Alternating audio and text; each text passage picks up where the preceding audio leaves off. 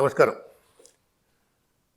మనం ఇప్పుడు జూబ్లీ హిల్స్లో పొన్నాల లక్ష్మయ్య గారి ఇంట్లో ఉన్నాం. పొన్నాల లక్ష్మయ్య గారు అమెరికాలో చాలా సంవత్సరాలు ఉండి అక్కడి నుంచి ఇండియాకి వచ్చి ఇక్కడ రాజకీయాల్లో ప్రవేశించి జనగాం నుంచి అసెంబ్లీకి ఎన్నికై మంత్రి అయి పిసిసి అధ్యక్షుడై అనేక పదవుల్లో సమర్థంగా నిర్వహించారు. పొన్నాల లక్ష్మి గారి జీవితం వైవిధ్యభరితమైంది. ఆయన అటు అమెరికా, ఇటు ఇండియా, అటు న్యూయార్కు, ఇటు జనగాం, అన్ని ప్రాంతాలని, అన్ని కోణాలని, అన్ని పార్శ్వాలని తెలుసుకున్న వ్యక్తి, ప్రపంచం ఎరిగిన వ్యక్తి. ఆయన జీవితంలోని విశేషాలను తెలుసుకోవడానికి ఆయన మనం ఇంటర్వ్యూ చేయబోతున్నాం. సార్ నమస్కారం. సార్ నమస్కారం. సకలం మీ కొత్త ప్రయత్నం దిగ్విజయంగా కొనసాగాలని, మీ జర్నలిజం ప్రయాణం ఇప్పటివరకు తెలుగులో దేశంలో అందరికీ బాగా తెలుసు. ఈ ప్రయత్నం ద్వారా మరింత ప్రజల ముందుకు వెళ్ళడానికి మీతో పాటు అనేదానికంటే మాకు మరింత అవకాశం దొరుకుతుందని భావిస్తున్నాను. మీరు మీ జర్నీ మొదలు పెడతారా? అంటే ఆటోబయోగ్రఫీలో ఇంటర్వ్యూ చేద్దాం. ఇప్పుడు మీరు ఎక్కడ జర్నీ ప్రారంభించారు? మీ జీవితం ఎక్కడ ప్రారంభమైంది? మీరు అమెరికా ఎట్లా వెళ్ళారు, ఎట్లా వెనకొచ్చారు అని చెప్తారా? మా నాన్నగారు నేను 4 సంవత్సరాల వయసులో చనిపోయాడు. ఒక రైతు కూలీ కుటుంబం. మా తాతగారు కానీ మా పెదనాన్న కానీ. మా నాన్నగారు ఏదో ఆ రోజుల్లో పెద్ద బాల శిక్ష సగం చదివారని విన్నాను నేను, అంతే తప్ప ఇంకోటి కాదు. ఆయన చనిపోవడంతో మేము మా తాతగారింటికి, అమ్మమ్మ గారింటికి, ఇక్కడ కిలాషాపూర్ చారిత్రక ప్రదేశం, అది సర్దార్ సర్వాయి పాపన్న ఆ కోట, తర్వాత ఆ చరిత్ర మీకు బాగా తెలుసు. ఆ గ్రామం పేరేంటి? కిలాషాపూర్. కిలాషాపురం జనగామ పట్టణానికి 11 కిలోమీటర్లు ఉంటుంది. రఘునాథ్పల్లి రైల్వే స్టేషన్ నుంచి ఒక 5.5 కిలోమీటర్లు. అక్కడికి వచ్చి ఈ ఒకటేమో నాన్నగారు లేకపోవడం, అమ్మగారు ఆ రోజుల్లో మా తల్లి 2 అణాల కూలీగా పనిచేసేది. అందులో మగవాళ్లకు 3 అణాల నుంచి 4 అణాలు వ్యవసాయం, అగ్రికల్చర్. ఈ ఆడవాళ్ళకు మాత్రం 2 అణాలే, కానీ పని మాత్రం ఎక్కువ ఆడవాళ్ళే చేసేది. ఆ పరిస్థితుల్లో మమ్మల్ని పెంచింది. ఇక్కడ ఏంటంటే మేము కిలాషాపురం వచ్చిన తర్వాత ఇప్పుడు పేరవారు రాములు గారు వాళ్ళ తండ్రి గారు మాకు ఆశ్రయం ఇచ్చారు. ఆశ్రయం అంటే ఇంట్లో పశువుల కొట్ట ఉండేది. ఆ పశువుల కొట్టాన్ని ఖాళీ చేయించి ఆ కొట్టంలో మేము ఉండే రకంగా ఏర్పాటు చేశారు. అదే cattle shed to capital city, that is the starting point. Okay. Cattle shed to capital city, that the caption you have given. Cattle shed to capital city, that the caption you have already given. Cattle shed to capital city. కానీ అక్కడ సమాజంలో, గ్రామంలో ఉండే వ్యవస్థ ఏదైతే ఉందో నాకు అనిపించింది, ఫీల్ అయింది ఏంటి అంటే, ఒకటి పేదరికం, రెండవది సామాజిక కోణంలో ఉన్నత స్థానం లేకపోవడం, మూడవది విద్య లేకపోవడం. ఈ మూడిటితో అవమానాలు, అవహేళనలు సమాజంలో ఉంటాయనేది అర్థం చేసుకున్నామండి, గ్రహించడం. దీనికి నాకెందుకో చిన్నప్పటి నుంచి క్లాస్లో ఫస్ట్ ఉండేది. మా టీచర్లందరూ నన్ను బాగా ప్రోత్సాహం చేసేది. బాగుండడం వల్ల చిన్నప్పుడే అక్కడ మా ఊళ్ళో అదొక హిస్టారికల్ ప్లేస్ కాబట్టి చదువుకున్న వాళ్ళంతా యువకులు గ్రంథాలయం చేశారు. ఇప్పుడు పేర్వారం జగన్నాథం, తర్వాత వైస్ ఛాన్సలర్గా రిటైర్ అయ్యాడు, తెలుగు ప్రొఫెసర్.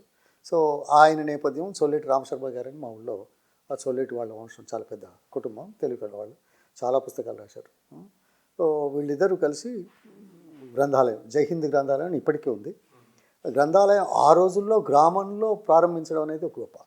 ఈ యువకులంతా ఏదో నెలకు పావలా చందా సభ్యులు వేసుకొని ఒక 12 మంది 15 మంది వరకు వేసి లైబ్రరీ స్టార్ట్ చేస్తే, నేను ఒక ఎడ్యుకేషన్లో బాగున్నానని చెప్పేసి, కుర్రవాడికి ఏం లేదని చెప్పేసి నన్ను గ్రంథపాలకుడిగా పెట్టుకున్నారు. గ్రంథపాలకుడు అంటే సాయంకాలం మా స్కూలు అయిపోయిన తర్వాత, పాఠశాల అయిపోయిన తర్వాత మళ్ళీ సూర్యాస్తమయం వరకు గ్రంథాలయం తాళం తీసి కూర్చొని అక్కడ నాకు ఈ కుటుంబం నుంచి వచ్చినవాడిని కాబట్టి నాకు ఇతోదిక సాయం చేయాలనే ఉద్దేశంతో నెలకు ₹1 ఇచ్చారు. నెలకు రూపాయి. కానీ గమ్మత్ ఏంటంటే ఆ రూపాయిలో మా అమ్మగారికి ₹1/2 ఇచ్చింది. ఆ రోజుల్లో ₹1/2 పావలా ఎండుమిరపకాయలు, పావలా మంచి నూనె తీసుకొచ్చేసి ఎండుమిరపకాయలు కారం కొట్టి ఆ కారంలో ఒక 2 చుక్కల నూనె వేసుకొని ఆ కారం తర్వాత జొన్నన్నంలో నీళ్లు కలుపుకొని తాగుతూ ఈ కూరలు గిరలు లేకుండేది. వెరీ రేర్ అది. That's a pleasure. ఇది నంజుకోవడం మా తెలంగాణలో మీకు తెలుసు. అది ధూపకంఠం గట్క నీళ్లు పోసి చల్ల కూడా దొరికేది కదా. అవును. అటువంటి నేపథ్యంలో పెరిగినామని. తర్వాత స్కూల్లో బాగున్నాను. కటిక దారిద్ర్యం ఒక రకంగా చెప్పాలి. తర్వాత సామాజిక అవహేళన కూడా చూశాను. అది కొంత బాధించింది. మా ఊళ్ళో దేశ్ముఖ్ గారు ఉన్నారు, నెల్లూట్ల కేశవరావు గారు. ఆయనకు వందలాది ఎకరాలు ఉన్నాయి. అంతా ఇక భూస్వాములు ఉన్నారు కదా. దేశ్ముఖ్ పేరేంటి? నెల్లూట్ల కేశవరావు గారు. కేశవరావు గారు. నెల్లూరు కేశవరావు. Nellutla family famous.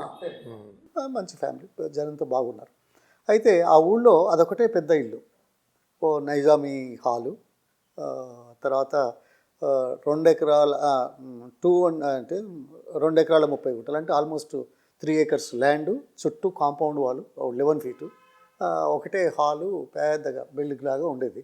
అదొక దుర్భేద్యం, ఎవరికి అందుబాటులో లోపలికి పోవాలంటే కష్టం, అది సాధ్యం కాదు. వాళ్ళు పిలిస్తే తప్ప ఎవరు పోయి చూసే ధైర్యం కూడా చేయరు. వాళ్ళ బావమరిది మాతో పాటు సరదాగా ఉండేవాడు, మాకంటే 10 సంవత్సరాలు ఇప్పుడు ఉన్నాడు. పెండ్యాల, చెనపెండ్యాల విలేజ్, ఉపేందర్రావు. సో మాతో బాగుండేది ఈ గ్రంథాలయం ఇదంతా. ఓ రోజు ఉండి ఊళ్ళో రేడియో లేదు. మేము రేడియో స్కూల్లో ఉంటే ఈ రేడియో ఏంటి, రేడియో అని అంటుంటారు, ఎట్లా ఉంటుంది, అందులో మనుషులు ఉంటారా, మాట ఎలా వస్తుంది, మాకు తెలిసేది కాదు, అంటే ఊహించలేదు రేడియో ఎలా ఉంటుందని. ఆ ఊళ్ళో ఒకటే రేడియో ఇంట్లో గడిలో ఉండేది. మెల్లిగా చాలాసేపు బతిలాడి వాళ్ళ బ్రదర్ ఇన్లాని మీ రేడియోకి తీసుకుపోయి చూద్దాం ఎట్లా ఉంటుంది అని ఓ రోజు సాయంకాలం తీసుకెళ్ళాడు. మేము 4-5 తీసుకెళ్తే ఆ హాలు చాలా పెద్ద హాల్ ఉంది. ఆ మూలకు అలాగా ఇప్పుడు మనం కూర్చున్న హైట్ అంతా బ్యాటరీ, దాని మీద అంతకంటే పెద్దగా రేడియో. ఆ రేడియోకి ఏరియల్ తీసేసి బిల్డింగ్ మీద ఉన్న బొంగు ఉంటుంది కదా, దానికి అది పెట్టేసి ఎకంచెల్లి ఏరియల్ కాపర్ వైర్ తీసుకొచ్చేసి బిల్డింగ్ పునాది దగ్గర ఒక చిన్న గొయ్యి తీసి అందులో ఇసుక, బొగ్గు, ఉప్పు వేసేసి నీళ్ళు పోసేది. ఎందుకంటే కాపర్ రిసెప్షన్ బాగుంటుందని అది తీసుకొచ్చేసి రేడియోలో పెట్టింది. మేమేదో పోయినాం, మాకు చూసేవరకు ఇంత పెద్దగా ఉంది రేడియో, ఏం లేవు, ఎవరు ఎట్లా వస్తుంది మాట అని ఆశ్చర్యంగా చూస్తున్నాం. ఒక 2 నిమిషాలు 3 నిమిషాలు అదే వార్తలు వస్తాయి కదా 7 గంటలకి. వచ్చిన తర్వాత వచ్చేసరికి ఆ ల్యాండ్ లేడీ వరుసని వచ్చి, ఎదురా ఊళ్ళో పోరగాళ్ళంతా మన దగ్గర ఉన్నారు అంది. అందరం పరిగెత్తి వెళ్ళిపోయాం. ఏం కదా, మొదలు పిల్లలం తెలియదు, తర్వాత సామాజిక కోణం అటువంటివి మనం చూసే అవకాశం దొరకలేదు. బయటకు వచ్చిన తర్వాత జీవితంలో టర్నింగ్ పాయింట్ అదే అనుకుంటాను. నేను ఇప్పటికీ గుర్తు చేస్తాను. నెల్లూట్లు అంటే బ్రాహ్మణ వాళ్ళు, కేశవరావు అంటే కర్నల్, అంటే వేణుగోపాల్, నెల్లూరు వేణుగోపాల్ వీక్షణ సంపాదకుడు నెల్లూట్లే వాళ్ళ ఇంటి పేరు. అంటే వరవరావు గారి బామ్మది వాళ్ళందరూ. వీళ్ళు మనకు 1952లో పెండ్యాల రాఘవరావు వచ్చారు కదా ఎంపీగా, వీళ్ళంతా అదే ఒకటే అనుకుంటున్నాం, అదే ఒకటే వాళ్ళదంతా. అయితే బయటకు వచ్చిన తర్వాత ఏమిటి, ఇది ఏ సంవత్సరం ఇది మీరు చెప్పేది, ఏ సంవత్సరం ఇది? ఇది మస్ట్ బి 1950 51-53 మధ్య. అది సాయుధ పోరాటం తర్వాతే. స్వాతంత్రం స్వాతంత్రం తర్వాత, సాయుధ పోరాటం తర్వాత. సాయుధ పోరాటం తర్వాత, ఎస్, వాస్తవం. అయితే చూసి బయటకు వచ్చిన తర్వాత ఎందుకు నాకు ఇటువంటిది ఎందుకు లేదు, నేనేం తప్పు చేశాను, did I have a choice to be born wear? I never had a choice. ఇప్పుడు ఇంగ్లీష్లో మాట్లాడుతున్నాను. నేను ఈ కుటుంబంలో పుట్టడం నేను నా ఇష్టంగా వచ్చానా? ఆ కుటుంబంలో పుడితే ఎలా ఉండదు, అలా వచ్చేసి నన్ను ఈ అవమానాలు ఎందుకు, అవహేళనలు ఎందుకు అనే దాంతో చాలా మనం విద్య, విత్తం ఈ రెండు లేకపోతే సమాజం గుర్తించదు అనే అభిప్రాయానికి వచ్చేసి చదువులో బాగా ఉండాలి, మనకు గత్యంతరం లేదు, ఇక మనకు డబ్బు రాదు, సామాజిక కోణం పెరగదు, అందుకోసం బాగా చదువుకొని డబ్బు సంపాదిస్తే తప్ప ఈ సమాజం వల్ల గుర్తించదేమో అనే అభిప్రాయం ఆ రోజుల్లో అప్పుడు ఆ పట్టుదల అలా వచ్చింది. పాజిటివ్, వెరీ పాజిటివ్ యాంగిల్ అది. పాజిటివ్. గమ్మత్ ఏంటంటే సరే ఇక నేను చదువుకున్నది మనకు 5th క్లాస్ నుంచి కూడా స్కాలర్షిప్ వచ్చేది నాకు. That was a very good Boost actually. ఈ విషయం వచ్చింది కాబట్టి ఇక్కడ మళ్ళీ చెప్తే బాగుంటుంది. అమెరికా పోయింది వేరే సమస్య, కానీ అమెరికా 68లో పోయిన తర్వాత నేను 73లో మొదటిసారి వచ్చాను. 5 ఏళ్ళు అక్కడ, 5 ఏళ్ళ తర్వాత విజిట్కి కూడా రాలేదు, 5 సంవత్సరాలు పట్టింది. మొట్టమొదటిసారి దేశం అంటే మన స్వగ్రామం రావడానికి 5 సంవత్సరాలు పట్టింది. 5 సంవత్సరాల తర్వాత మొదటిసారి వచ్చాను. 10 ఏళ్ళ తర్వాత చివరిగా పర్మనెంట్ సెటిల్మెంట్ వచ్చాను. వచ్చే ముందు ఇంకా మా మదరు నేను అమెరికా పోయినాను, ఆ రోజుల్లో పోవడం అంటే ఊళ్ళో అందరికీ మా దొరసానికి అందరికీ ఉంటుంది కదా. సరే వాళ్ళు ఆ భూములన్నీ పోయినాయి, అన్నీ పోయినాయి. ఇక చివరికి వాళ్ళకి మిగిలింది ఆ బిల్డింగే ఊళ్ళో. దురదృష్టం ఎవరు పెద్ద ఆయనను ఇది చేయలేదు. ఇన్ని 100 ఎకరాల భూములు మందికి ఇచ్చినా, మంది వ్యవసాయం చేసుకున్నా, వారి వల్ల లాభపడ్డా చివరి దశలో వాళ్ళని ఆదుకున్న వాళ్ళు ఎవరు లేరు. చివరికి ప్రాపర్టీ అమ్మాలని చూశాడు. నేను ఇంకా ఇండియాకి రాలేదు అప్పటికి, 73లో 72లో. అయితే దొరసాని గారు మా అమ్మగారు వెళ్ళి కలిసి ఉంటుంది. వస్తే లక్ష్మణ్ ఏం తెస్తున్నాడు అమెరికా నుంచి అంది. అయితే ఏం తెస్తున్నాడంటే ఆ రోజుల్లో 2-in-1 Sony tape recorder cum radio ఉండేది. అవి ఒక 3 తీసుకొచ్చాను. ఒకటి మా మదర్కు, 2 ఇంకా వేరే వాళ్ళకని. తీసుకొస్తే నాకు రేడియో వినడానికి మొట్టమొదటి రేడియో ఆ ఇంట్లో విన్నాను. ఆ రేడియో వింటున్నప్పుడు వారు అయ్యో వీళ్ళంతా ఎక్కడి నుంచి వచ్చారు అని అన్న దానికి బహుమతిగా ఈ 2-in-1 ఇచ్చారు. అంటే ఇది వేరే కోణం కాదు. నాకు ఆ రోజుల్లో that is the best that anybody can possess or have it. So why not I give her? They were having such a radio in those days and let them be having this అని మంచి ఉద్దేశంతో ఇచ్చాను, వేరే ఇది కాదు. అదే కాకుండా గమ్మత్ ఏంటంటే 2007-8 అనుకుంటాను, they sold all that property. అది ఊళ్ళో ఎవరు కొంటారు? మళ్ళీ నేనే కొన్నాను.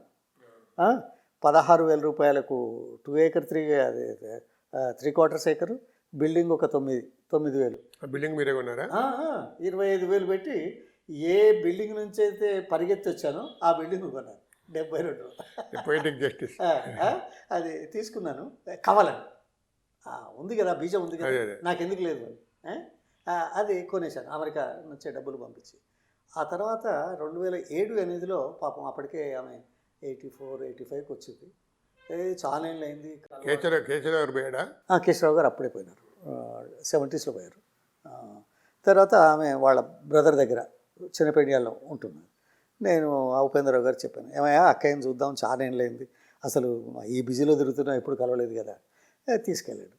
ఏదో టీ కాఫీలు ఏదో పలహారం చేసిన తర్వాత కూర్చున్నాం ఇద్దరం. ఇంట్లో చూస్తే టీవీ లేదు. ఇదేంటమ్మా ఆ రోజుల్లో రేడియో పెట్టారు, ఇప్పుడు మీకు టీవీ కూడా చూడకుండా అయిపోయింది, ఈ వయసులో మంచిగా ఇంట్లోనే ఉంటారు కదా, చూడాలి కదా అని సాయంకాలం లోపల 48 inch టీవీ పంపించా. That was my gesture towards her because the way I came up. First of all, I took over the entire property at a cost which nobody could have paid those days that much money. Second, I gave 2-in-1 and I gave a 48-inch TV. So that's my reaction to. అంటే వాళ్ళకి వారసులు ఎవరు లేరు, పెద్ద పైకి రాలే. ఎవరు లేరు, వారసులు ఎవరు లేరు, పిల్లలు కూడా ఎవరు లేరు. వాళ్ళ బ్రదరే ఇప్పటికీ ఉన్నాడు. మీరు ఎంతమంది బ్రదర్స్ సిస్టర్స్? మేము 3 బ్రదర్స్, 1 సిస్టరు. నేను రెండవ వాడిని. నా తర్వాత నాకంటే పెద్ద ఆయన ఆ రోజుల్లో 59లో మన multipurpose high school Hanamkonda 12th చేసి వెంటనే టీచర్ అయినాడు. మా కుటుంబంలో ఫస్ట్ టైం 12th క్లాసు చేసింది ఆయన, ఫస్ట్ టైం నేను బియాండ్ 12th క్లాస్ చేసింది నేను, ఏది ఇంజనీరింగ్ చేసి. సో మా తమ్ముడు బిజినెస్లో ఉన్నాడు, ఇక్కడే ఉన్నాడు. మా సిస్టర్ ఏమో ములకనూరు ఇచ్చాము. మా బ్రదర్ ఇన్ లా టీచరు, మా సిస్టర్ కూడా టీచరు. సిస్టరు 2005లో అక్కడ లోకల్ పీపుల్ అంతా కలిసి బీసీ లేడీకి మండల్ ప్రెసిడెంట్ రిజర్వ్ అయితే సరోజన చాలా మంచిది, పొలిటికల్ ఫ్యామిలీ అంటే నన్ను చూసి బాగుంటుంది అని చెప్పి వాళ్ళు మండల్ ప్రెసిడెంట్ కూడా చేశారు. She retired. అది మన ప్రాథమిక దీంట్లో. మీరేం చదివారు? మీరు 12th తర్వాత ఏం చదివారు ఇక్కడ? నేను మా ఊళ్ళో 7th వరకు ఉండేది, అప్పుడే 8th అన్నారు middle school. 5th, 6th, 7th అనేది బదులు 6th, 7th, 8th అయింది. నేను జిల్లాలో 2nd ర్యాంకు. హనంకొండలో మల్టీపర్పస్ హై స్కూల్ అని ఇప్పుడు junior college, that was well known and many stalwarts have come from there, including PV garu కూడా అక్కడే చదువుకున్నాడు హై స్కూల్. అది నేను వెళ్ళాను. అప్పుడు మాకు ఫీజు కూడా కష్టమే. అంటే నాకు రాజకీయ దీనికి కూడా ఒక ఇది ఉన్నది. మా ప్రైమరీ మాధ్యమిక పాఠశాలల్లో ప్రేయర్స్ ఉండేది మార్నింగ్ క్లాసులు స్టార్ట్ కాకముందు. అప్పుడు ఇవన్నీ ఏది హిందూ, ముస్లిం, సిక్, ఇసాయి ఈ 4 ప్రేయర్స్ కూడా చదివేది. ఆ తర్వాతనే జాతీయ గీతం, తర్వాత క్లాస్లో పోయేది. ఆ టీచర్లు బాగా ఎంకరేజ్ చేసేవాళ్ళు, ఒక మోటివ్ ఉండేది, పెద్దవాళ్ళు కావాలి, మీరంతా బాగుపడాలి, స్వాతంత్రం వచ్చింది, అది ఇదని. ఆ ప్రేరణతోటి it will be a surprising thing, not so common. As a 54 అనుకుంటాను, 54 or 55, డాక్టర్ రాజేంద్ర ప్రసాద్ వరంగల్ వచ్చారు ఏదో పబ్లిక్ మీటింగ్కి. వస్తున్నాడు అని చెప్తే మా టీచర్లు, మన ప్రెసిడెంట్ రాష్ట్రపతి వస్తున్నాడు ఇక్కడికి, ఇది వరంగల్ ప్రజల అదృష్టం అని అలా చెప్పేది. తర్వాత ఎడ్యుకేషన్ మినిస్టర్ల గురించి కూడా బాగా చెప్పేది, ఎందుకంటే మనం చదువుకుంటున్నాం కాబట్టి. ఆ బీజం పడి నేను మా ఊరు నుంచి రఘునాథ్పల్లి రైల్వే స్టేషన్కి 5 కిలోమీటర్లు ఉంటుంది, నడిచి నేను ₹1/2 నేను వాడుకునేవాడిని కదా, ₹1/2 తీసుకొని 6 అణాలు రఘునాథ్పల్లి నుంచి కాజీపేట టికెట్. అక్కడ దిగిన తర్వాత అప్పుడు టాంగాలు ఉండేది, జట్కాలు, తర్వాత బస్సులు తక్కువ. జట్కా కానీ బస్సు కానీ అయితే 2 అణాలు తీసుకునేది. 2 అణాలు సేవ్ చేసుకోవడానికి కాజీపేట నుంచి హనుమకొండ దాకా నడిచిపోవడం. అక్కడ మా ఊరు పిల్లలు ఉంటే వాళ్ళతో ఉన్నాను. Next day morning Rajaprasad public meeting. సరే మనకేమర్థమవుతుంది, ఏం చూస్తాం, కానీ ఆడికి పోయి కూర్చొని ఇలా చూసి వచ్చిన సంగతులు గుర్తుకుంటాయి. అంటే ప్రైమరీ స్కూల్లో ఆ ప్రేరణ ఉంది. అయితే హై స్కూల్కి వెళ్ళేప్పుడు డబ్బు కావాలి. టీచర్ దగ్గరికి ఇప్పుడు టీవీ నారాయణ గారు, నేను 95 years, he was the headmaster, is the husband of Sadalakshmi, doctor Sadalakshmi. ఆయన కూడా పద్మశ్రీ వచ్చింది. తర్వాత he has done so well every assignment. He was also SC commission member. తర్వాత ఇవన్నీ రకరకాలుగా బాగా చేశారు గురువుగారు. ఆయన బ్రతుకున్న గురువులో ఆయన ఒకడే ఇప్పుడు నాకు. ఇక్కడ అమెరికాలోనేమో డాక్టర్ కార్ల్ రీడ్ అని ఉన్నారు, ఆయన ఫోటోలు చూస్తాను. September 5th నాడు ఇద్దరికి దండం పెట్టుకుంటారు. అయితే అక్కడికి వెళ్ళాను. అక్కడికి వెళ్తే చూశాడు, అది ₹14 అడ్మిషన్ ఫీజు. ₹14 ఎక్కువ పైసలు, మేము నెలకు రూపాయి కదా సంపాదించేది. అయితే ఎట్లా అంటే మా మదరు తన పెళ్ళినాటి పట్టు వస్త్రం చీర అమ్మింది. అమ్మితే ₹20 వచ్చింది. ₹20 ₹14 ఫీజు కట్టేసి అడ్మిషన్ తీసుకున్నాను. ఎక్కడ ఉండాలనేది ప్రాబ్లం. అయితే మా హెడ్ మాస్టర్ గారు టీవీ నారాయణ ఇదంతా చూసి, ఆయన ఒక్కడే ఉండేవాడు. That's about 25-30 acres compound land. అక్కడ ఏ పబ్లిక్ లీడర్ వచ్చినా, నేషనల్ లీడర్ వచ్చినా పబ్లిక్ మీటింగ్ అక్కడే జరుగుతుంది. ఆ మధ్యలో చిన్న తోట, ఒక ఇల్లు ఈ ప్రిన్సిపల్ హెడ్ మాస్టర్ కోసం కట్టారు ఆ రోజుల్లో, నైజాం టైంలో. ఆయన ఒక్కడే ఉండేవాడు. నాకు తిండి లేదు కాబట్టి, ఉండలేను కాబట్టి నేనైతే తిండి పెడతాను, నువ్వు ఎక్కడ చూసుకోవని చెప్పాడు. సో ఆయనతో ఒక 3 మాసాలు తిన్నాను ఆయన భోజనం. తర్వాత ఆయన ఏం చేశాడంటే, రాష్ట్ర చరిత్రలో మొదటిది అనుకుంటా, అప్పుడు ఎస్సీ హాస్టల్ ఉండేది. బీసీ హాస్టల్స్ అప్పుడప్పుడే వస్తున్నాయి, ఇంకా రాలేదు. ఎస్సీ హాస్టల్లో ఒక బీసీ కుర్రవాడికి మొట్టమొదటిసారి ఆయన ప్రెషర్ తోటి అడ్మిషన్ ఇప్పించాడు. నేను అక్కడ 3 మాసాలు 4 మాసాలు ఉన్న తర్వాత నాకు ఈ కనకరత్నమ్మ గారని బీసీ హాస్టల్ పెట్టారు. దాంట్లో ఒక 3 మాసాలు ఉన్నాను. హైగ్రావచారి గారు పోతే ఇక్కడి నుంచి అక్కడికి వెళ్ళాను.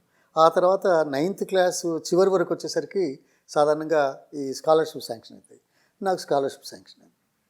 ఆ రోజుల్లో 70 రూపాయలు 9th క్లాస్లో. 70 rupees is a good money. నేనేం చేశాను, ఈ హాస్టల్ విడిచిపెట్టి స్కూల్ హాస్టల్కి వచ్చేసాను. పెయిడ్ హాస్టల్లో 10 రూపాయలు 12 రూపాయలు మంచి వంట చేసేది, 2 పూటల భోజనం, మార్నింగ్ టిఫిన్ ఆ రోజుల్లో. అలా హై స్కూల్ స్కూల్ ఈ పర్టికులర్ స్కూల్కి ఉంది, ఇక మిగతా స్కూల్కి ఎక్కర్లేదు. Is a very well known better placed school అనమాట. టాప్ పీపుల్ అంతా వచ్చి చదువుకున్నారు కాబట్టి ఆ రోజుల్లో వచ్చేసారు. దానికి ఇంకా గమ్మత్ ఏంటంటే, విచిత్రం ఏంటంటే, స్పెషాలిటీ ఏంటంటే, నేను ఏ హై స్కూల్లో సపరేట్ సైన్స్ ల్యాబ్ లేదు. ఆ హై స్కూల్లో సపరేట్ సైన్స్ ల్యాబ్, సైన్స్ వింగే ఉంది, ల్యాబ్స్. అది ఒక ప్రత్యేకమైన హై స్కూల్ వ్యవస్థ. 2 వరంగల్ ఒకటి, ఇక్కడ ఒకటి, తెలంగాణలో చాలా తక్కువ. ఏంటంటే ఇంటర్మీడియట్ లేకుండా 9th 10th 11th 12th 4 సంవత్సరాలు చదువుకుంటే అందులో 10th నుంచి లైక్ ఆప్షనల్ సబ్జెక్ట్స్ ఉంటాయి. మ్యాథమెటిక్స్ కానీ, జియోలాజికల్ సైన్సెస్ కానీ, లేకుంటే హిస్టరీ కానీ, సివిక్స్ కానీ సెపరేట్. డైరెక్ట్గా గ్రాడ్యుయేషన్లో పోవచ్చు, డైరెక్ట్గా మెడిసిన్కి వెళ్ళొచ్చు, డైరెక్ట్గా ఇంజనీరింగ్కి వెళ్ళొచ్చు. సో నేను మ్యాథమెటిక్స్ తీసుకున్నాను కాబట్టి సో ఇంజనీరింగ్. మా జిల్లా వరంగల్ నుంచి ఆ రోజుల్లో మ్యాథమెటిక్స్ నుంచి సెలెక్ట్ అయిన ఇంజనీరింగ్ అని నేను ఒక్కనే. ఇక అదో చరిత్ర. అట్లాగే ఉంటుంది. సో అక్కడ టీవీ నారాయణ గారి ప్రోద్బలం ఇది బాగా నేను. ఇంజనీరింగ్ ఎక్కడ చేశారు? ఉస్మానియానా? ఇంజనీరింగ్ ఉస్మానియా. అయితే ఇక్కడ గమ్మట్ ఏంటంటే, మేము కొద్దిగా అడ్వాన్స్గా ఆలోచించే వాళ్ళని తెలుసుకునేవాడిని. 1963లో హై స్కూల్ అయిపోయింది. హై స్కూలు అయ్యి ఇంకా రిజల్ట్స్ రాలేదు. ఆ రోజుల్లో నెహ్రూ గారు ఒక స్కాలర్షిప్ అనౌన్స్ చేశారు for medicine, engineering and all that. ఏంటంటే నేషనల్ లోన్ స్కాలర్షిప్, అది 970 రూపాయలు. గమ్మత్ ఏంటంటే, మాకు అడ్మిషన్ తీసుకోకముందే, ఫలితాలు రాకముందే జిల్లా నుంచి ఎవరెవరికి వస్తాయి అనే దాని మీద పేపర్లో రాసేవారు. అందులో నా పేరు ఎట్లాగ ఉంది. సో అది ఒక బేస్ అయింది. తర్వాత ఫస్ట్ టైం జీవితంలో హనుమకొండ దాటి రావడం హైదరాబాద్కు ఇంజనీరింగ్ అప్లికేషన్ తీసుకోవడానికి, admission application. First time Hyderabad జీవితంలో వచ్చాను. అప్లికేషన్ తీసుకున్నాను. అప్లికేషన్ తీసుకుంటే అది 374 రూపాయలు అడ్మిషన్ ఫీజు ఉంది ఉస్మానియా ఇంజనీరింగ్ కాలేజ్. 374 రూపాయలు, that's unimaginable to get that money. So మా ఊళ్ళో చోలేటి రామశర్మ గారు, చెప్పాను కదా లైబ్రరీ, మా కోశాధికారి ఒక వైశ్యుడు ఉండే. ఈ పేపర్లో వచ్చిన వార్త 970 రూపాయలు వస్తాయి స్కాలర్షిప్ అనేది ఒకటి. రెండవది, నన్ను చిన్నప్పటి నుంచి చూశారు, గ్రంథపాలకుడిగా చూశారు, తర్వాత ఊళ్ళో చూశారు. హై స్కూల్లో మంచి మార్క్స్ వచ్చినాయి, ఇంజనీరింగ్లో జిల్లా నుంచి ఒక్కలే అనేది ఒకటి తెలుసు. అది వస్తే చూపించి, లేదయ్యా ఈయనకు డబ్బులు ఇద్దాం 400 బాండ్ రాసుకో, ఎందుకంటే సంవత్సరం కాకముందే 970 రూపాయలు వస్తున్నాయి, దాంట్లో తప్పనిసరిగా ఇస్తాడులే, మేము ఉన్నాం కదా అని చెప్పేసి 400 రూపాయలు అప్పు తీసుకుంటే ఆ ఉన్న చిన్న పెంకుటిలు కూడా కుదవబెట్టి బాండ్ రాసి ఇస్తే 374 రూపాయలు ఇక్కడ కట్టాను. కట్టిన వారం రోజులకే నాకు ఆర్ఈసీలో, ఎన్ఐటీలో వచ్చింది. ఈ డబ్బు వాపసు రాదు కాబట్టి I state back in Osmania. So that's how. ఆ రోజుల్లో ఏంటంటే, మా తాతగారు తమ్ముడు కొడుకు ఇక్కడ హైదరాబాద్లో ఉండేవాడు, బూలక్పూర్ ఏరియాలో. ఆయన ఏదో హ్యాండిక్యాప్డ్, ఏదో మంచి చదువుకున్నాడు. వచ్చి ఇక్కడ ఏదో పని చేసుకుంటూ ఉన్నాడు, చిన్న పని. ఇగో ఇటువంటి రూమ్, ఈ రెండు గదులు ఉంటే ఎట్లుంటుందో ఇల్లు. ఆయనకు 12 మంది పిల్లలు, బూలక్పూర్ 12 మంది పిల్లలు. నేను చూశాడు, నేను వచ్చాను, తెలుసు కదా, ఇక్కడే ఉండిపో అని అన్నాడు. నేను వాళ్ళతో పాటు ఉన్నాను, నాకు వేరే గత్యంతరం లేదు, డబ్బు లేదు కాబట్టి. వాళ్ళతో ఉండి పొద్దున 3 గంటలు 4 గంటలకు లేచి స్నానం చేసేది. వాళ్ళకి ఇబ్బంది కావద్దు, నేను కూడా ఇది కావద్దని. పొద్దున ఏదో ఇంట్లో మా అత్తగారు పెడితే తిని చిన్న డబ్బాలో లంచ్కి ఇస్తే, భూలోక్పూర్ నుంచి ఉస్మానియా ఇంజనీరింగ్ కాలేజ్కి క్రాస్ నడుచుకుంటూ వెళ్ళేది, నడుచుకుంటూ వచ్చేది. అది ఎందుకంటే ఇక్కడైతే మళ్ళీ ముషిరాబాద్ నుంచి బస్ తీసుకొని కోటికి పోయి, కోటి నుంచి రావడానికి డబ్బులు ఒకటి, టైం ఒకటి, అఫోర్డ్ చేయలేనటువంటి పరిస్థితులలో ఒక 6 months నేను ఎవ్రీడే నడిచేవాడు. నడిచి క్లాసుకు పోయి వచ్చేది. తర్వాత బై ఇయర్ ఎండ్ లోపల సాధారణంగా జనవరి వరకు, జనవరిలో స్కాలర్షిప్ వచ్చింది. స్కాలర్షిప్ రాగానే మళ్ళీ ఇక్కడక్కడ ఏం లేదు, డైరెక్ట్గా ఉస్మానియా యూనివర్సిటీ హాస్టల్స్. ఆ రోజుల్లో మాకు 48 రూపాయలు భోజనము, లాడ్జ్ ఫీజు ఉండేది. మంచి భోజనం, ఇట్స్ ఎ గుడ్ వన్. మాకు 970 అంటే నెలకు 80 రూపాయలు వచ్చినట్లు లెక్క.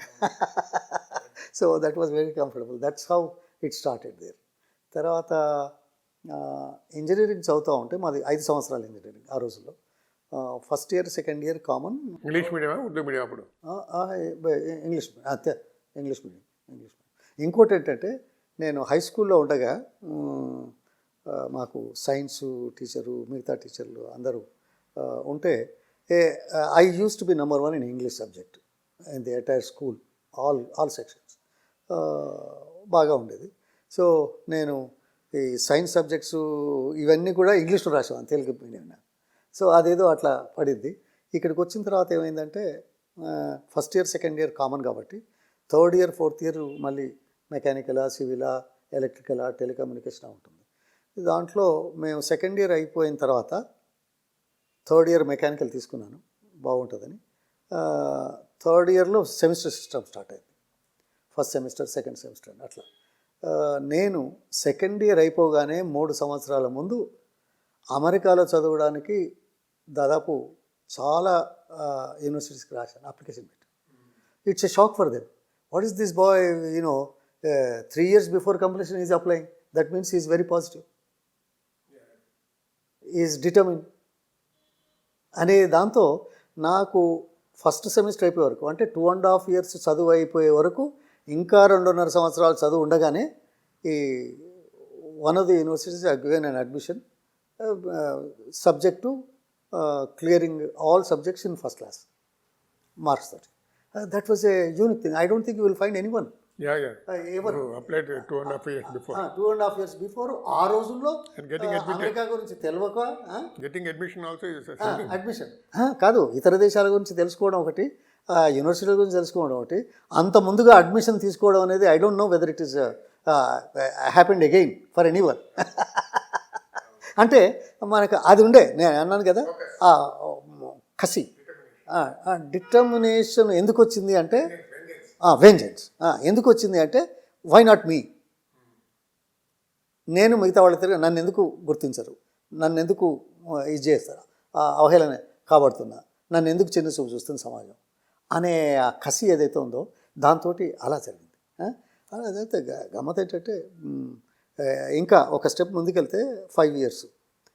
5 years అయిపోయింది, రిజల్ట్స్ ఇంకా రాలేదు. ఈ అడ్మిషను గత మార్క్స్ తీసుకొని నేను దాదాపు దేశంలో ఉన్న ఒక 90-100 ట్రస్టులకు రాశాను. చూడండి, అసలు ట్రస్టులు ఉంటాయనేది ఎంతమంది తెలుసు ఆ వయసులో పిల్లలకి. నేను కనుక్కొని చేశాను, ఏది నేను అమెరికా చదవాలి అని. చేస్తే చివరికి నిజాం ట్రస్ట్ ఫండ్ మాత్రం స్కాలర్షిప్ ఇచ్చింది. I was really lucky. అది వాళ్ళు ట్రావెల్ గ్రాంట్ అనమాట, 1 way 5,300 రూపాయలు ట్రావెల్కి ఇచ్చారు. మరి అక్కడ పోతే ఉండడానికి ఎట్లా?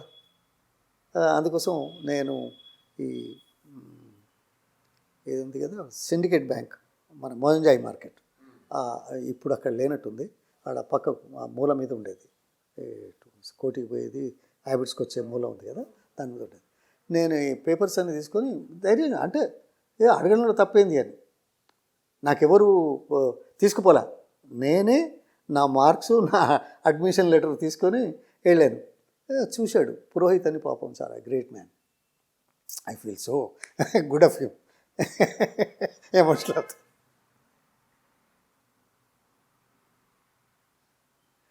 చూసి ఏమన్నాడంటే, నీ దగ్గర 20 రూపాయలు అండి అన్నాడు.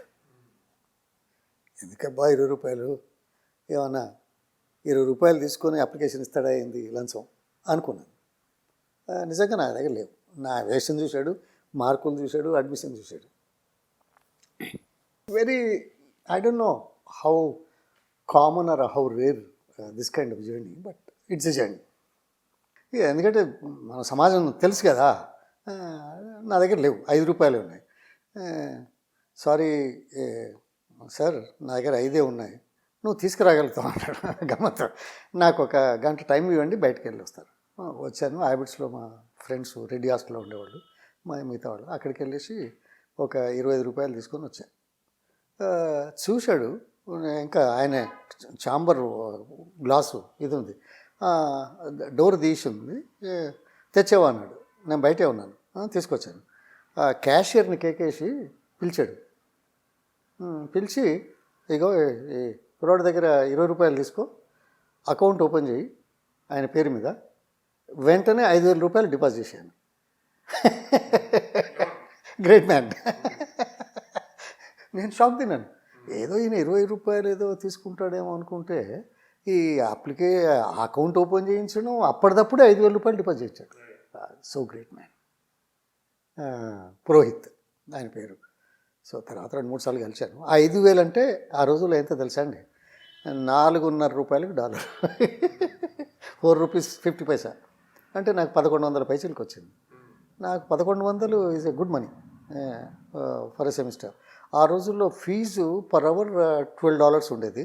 So we are suppose to take about first semester కాబట్టి మ్యాక్సిమం 15 అవర్స్ ఎ సెమిస్టర్. నేను ఇనీషియల్గా పోతున్నాం కాబట్టి 12 అవర్స్, 140 రూపాయలే ట్యూషను. మిగతాది నా ఖర్చులు లోయెస్ట్ ఉండేది. మేము ముగ్గురం కలిసి ఒక ఇల్లు తీసుకున్నాం అక్కడ యూనివర్సిటీ క్యాంపస్లో. University Oklahoma state university. అది దాదాపు 120, ఇప్పుడు 130 ఇయర్స్ ఓల్డ్. నేను పోయేసరికి అప్పటికే 70 సంవత్సరాలు. అది అదే యూనివర్సిటీ మళ్ళీ నన్ను చారిత్రాత్మకంగా సత్కరించింది. హాల్ ఆఫ్ ఫేమర్ అని. ఓకే. హాల్ ఆఫ్ ఫేమర్ 130 సంవత్సరాల చరిత్రలో ఒకట they have recognized 84 students of their university who made it big in life. ఆ 84లో 4 ఫ్రమ్ ఇండియా. నేను ఫస్ట్ తెలుగు వాడిని ఇక్కడ. అది first Telugu. That university has also recognized prime minister, London prime minister by Blair. వాళ్ళకు వేరే ఇచ్చారు, అటువంటి సంవత్సరానికి ఒకసారి చేస్తుంటారు. So I was happy. ఆ యూనివర్సిటీకి వెళ్ళినప్పుడు మాకంతా $50-60 డబ్బులు మిగిలాయి. సెకండ్ సెమిస్టర్ నాకు స్కాలర్షిప్ ఇచ్చారు. అది $125 నెలకి. మాకు అయ్యేదే $60 కాలేదు. సో ఆ టైంలో మా క్లాస్లో ఫస్ట్ ఉండేది రామకృష్ణరావు అని కుర్రోడు, ఒక టీచర్ అబ్బాయి. ఆయనే టాపర్ ఇన్ ద యూనివర్సిటీ. నేను I was in the top 5%లో ఉన్నాను, but I was not the topper ఇంజనీరింగ్లో. సో ఆయనని గట్టిగా చెప్తే రాలే, నేను ఇక్కడ వస్తాను అన్నాడు. నేను మా ప్రొఫెసర్కి చెప్పి స్కాలర్షిప్ ఇప్పించా. నాకు రాలేదు ఫస్ట్ సెమిస్టర్, ఆయనకి ఇప్పించినా రాలే. కొంతమంది ఆయన బిలాయ్లో జాబ్ దొరికింది. ఈ వాజ్ హ్యాపీ అండ్ ఈ retired as top man in Bhilai. And same person, my classmate, when I became minister in 2004, by that time he retired from there and he came to me, అరే నా ఇంకా పని చేయగలుగుతాను కదా, ఏముంది చూడు అని అంటే, వైజాగ్ స్టీల్ ప్లాంట్లో అడ్వైజర్గానో ఏదో కన్సల్టెంట్గానో. A person who could get the scholarship could not come to USA. అది వేరే సెకండ్ సెమిస్టర్లో మాకైంది. ఇక్కడ ఇంకొక వెరీ ఇంట్రెస్టింగ్ ఫ్యాక్ట్ ఏంటంటే, అక్కడ ఇది జాయిన్ అయినాను. మాకు 33 క్రెడిట్ అవర్స్ పూర్తి చేయాలి ఎంఎస్కి. సాధారణంగా ఎంత తొందరగా చేసుకుంటే అంత మంచిది అనేది ఒకటి. అందుకే నేను ఫస్ట్ సెమిస్టర్లో 12 తీసుకున్నాను. సెకండ్ సెమిస్టర్లో 15 తీసుకుంటే వాళ్ళు అలో చేయాలి, స్కాలర్షిప్ ఇచ్చారు కాబట్టి. 12, 24 summer semester is only 7 to 8 weeks ఉంటుంది. దాంట్లో 9 అవర్స్ తీసుకున్నాను పూర్తి చేయాలని. సమ్మర్లో 3 అవర్స్ తీసుకోవడమే చాలా తక్కువ. అటువంటిది నేను 9 అవర్స్ తీసుకున్నాను. 11 మాసాలలో ఎంఎస్ పూర్తి చేసిన వాళ్ళు చరిత్రలో అరుదు.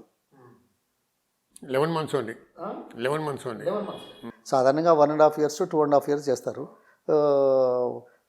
వాళ్ళేమో అమెరికన్స్ ఏమో సమ్మర్ సెమిస్టర్ కూడా చేయరు. మన వాళ్ళు పోతే సమ్మర్ తీసుకుంటారు, 3 గంటలు కానీ 3 అవర్స్ కానీ 6 అవర్స్ కానీ. ఇంత తొందరగా చేయాలని, ఎందుకంటే తొందరగా డబ్బు సంపాదించాలి.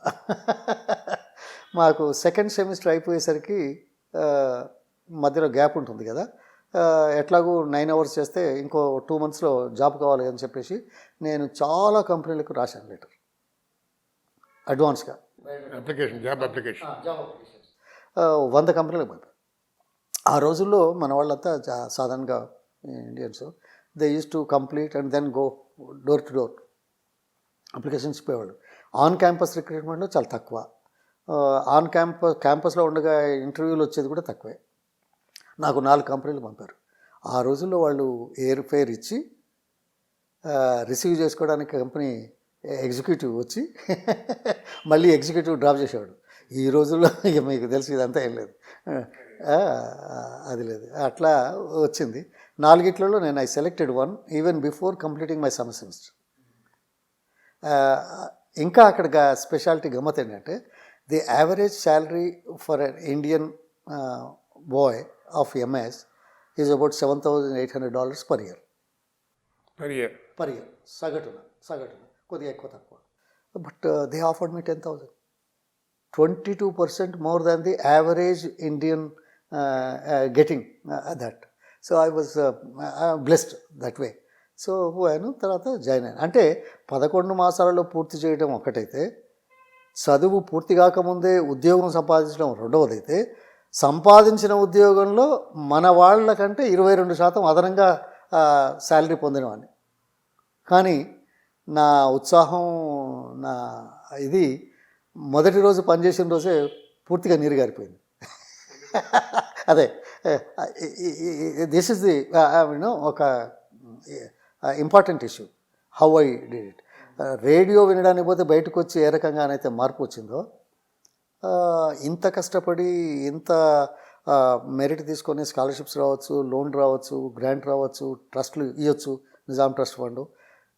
ఫస్ట్ డే పోయాను, మార్నింగ్ 8 to 5 కదా సాధారణంగా. 8కి వెళ్ళాను, అంత ఉత్సాహంగా టేబుల్ మీద, డెస్క్ మీద. అప్పుడు స్లైడ్ రూల్, క్యాలిక్యులేటర్ కూడా లేదు, స్లైడ్ రూల్తో చేశాను. By afternoon I felt really, ఏంటి నా జీవితం ఈ స్లైడ్ రూల్ పెడుతూ ఈ కుర్చీ ఈ టేబుల్ దగ్గరేనా, ఇందుకోసమేనా నేను వచ్చింది. సరే, వాళ్ళు మంచి ఉద్యోగం ఇచ్చారు. సో ఈ ఉద్యోగం ఇక జీవితాంతం ఈ వాళ్ళు ఇచ్చే నౌకరికి ఈ స్లైడ్ రూల్ తిప్పుతూ ఈ డిజైన్ చేసుకుంటూ కూర్చోవాలా. ఆ రోజు ఏ రోజైతే రేడియో విని బయటకు వచ్చానో ఇంపాక్ట్ నా మీద పడిందో, first day in the job, the so called excitement, America evaporated. Oh, am I supposed to be like a slave here? Am I only confined to this four walls? My rest of life I have to do like this here? No, there must be something different. I must be recognized. I must be, I must be doing something for others. నేను NASA అప్లికేషన్స్లో పనిచేశాను. We had some 2 patents కూడా ఉన్నాయి మా కంపెనీకి. I was a design engineer for the company. ఆ రోజుల్లో strike missile ప్రోగ్రామ్కి మేము తయారు చేసిన లిఫ్ట్ ఆఫ్లో ఒక hot gas serve system design చేసాము. ఇంకా రెండో ఐటమ్ మేము చేసింది ఏంటంటే, ఇవాళ ఉండే ప్యాసింజర్ ఎయిర్ క్రాఫ్ట్స్ ఉన్నాయి కదా, ట్రావెల్, దాంట్లో ఎమర్జెన్సీ ల్యాండింగ్ చేస్తే people have to be evacuated from the aircraft. If it is on the sea, ఇది ఫ్లోటేషన్ సిస్టమ్ రావాలా. If it is on the land or sea, people have to come from the doors and windows of the aircraft. దానికి sliding systems, ఆ sliding సిస్టంలో air supply చేసేది. From 3000 PSI to 14.7 PSI regulator mechanism మేము తయారు చేసాం. అది every దీనికి door ఎయిర్క్రాఫ్ట్లో అమర్స్తారు. డోర్కి అమర్చేసి ఆ ఫ్లోటేషన్ సిస్టమ్ ఉంటుంది, సిలిండర్ ఉంటుంది. సో నేను ఇప్పటికి కూడా ఎయిర్క్రాఫ్ట్లోకి వెళ్ళే ముందు ఆ డోర్ దగ్గర చూస్తున్నాను ఇలా, ఆ ప్రెషర్ గేజ్ 3000 PSI ఉందా లేదా అని. అందరు చూస్తారు, ఏం చూస్తున్నావు అంటే, ఏదో చూస్తున్నామయ్యా, మనం అందరం సేఫ్గా ఉన్నావా లేదా అని అదే చెప్తాను. అంటే so I have the that was your second జాబా? లేదు, ఒకటే job. You left this job and join somewhere else or you continued this job? అదే ఫీల్డ్లో నేను 2 కంపెనీలు చేశాను. ఆ కంపెనీలో 9 సంవత్సరాలు ఉన్నాను, 2వ కంపెనీలో. అక్కడ ఇది చేశాను. ఇప్పటికీ అది నేను చూస్తున్నాను. అంటే మేము చేసింది ఇప్పటికీ నేను చూసే అవకాశం ఉంది, నలుగురికి వెళ్ళే అవకాశం ఉంది. కానీ and actually you are working for NASA. NASA related, మేము డైరెక్ట్గా నాసా కాదు, అదే. నాసాకి సప్లై చేసాం అదే, మిసైల్స్కి. NASA was your customer. Customer, very customer. Manufacturing and supplying both. Not just supplying but manufacturing and supplying. Design, manufacture and supply both. అట్లా చేశాం. నేను దాదాపు 1 year స్టడీస్, 9 సంవత్సరాలు అమెరికాలో ఉద్యోగం చేయడం. 1973లో ఫస్ట్ టైం వచ్చానని చెప్పాను కదా. వచ్చినప్పుడు ఇక్కడ ఎంక్వైరీ చేశాను, ఇక్కడ ఇండస్ట్రీ ఏంటి, ఇది అది. దానికంటే ముందు 73 ఫిబ్రవరి ప్రాంతంలో పివి గారు వచ్చారు ఇక్కడికి. వాళ్ళ అమ్మాయి తర్వాత అల్లుడు నాకు జూనియర్స్, వాళ్ళేమో డాక్టర్స్. సో మన దగ్గరికి తీసుకొస్తే నేను ఒక 2 days వెంబడి ఉన్నాను. మన ఇంట్లో భోజనం చేయించాం. అదొక motivational factor. When are you married? I was married 1 year before I left India, 67. Oh, you were married before you left. My elder son was born before I left. He was just 2 months old, 1 yearలో అట్లా.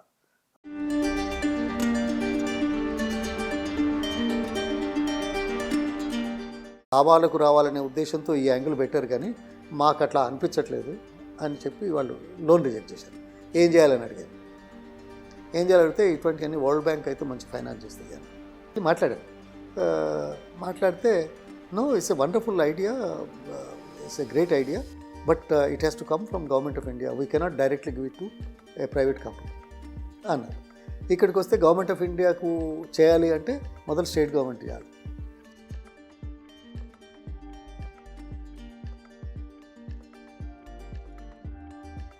పేద ప్రజల బాగు కోసం bank నుండి రుణం పొందాలంటే పొన్నాల ఏం చేశారు? కేంద్ర రాష్ట్ర ప్రభుత్వాల నుండి ప్రపంచ బ్యాంకు వరకు తిరిగిన ఆయన ఎన్ని కష్టాలు పడ్డారో తదుపరి భాగంలో వీక్షించండి.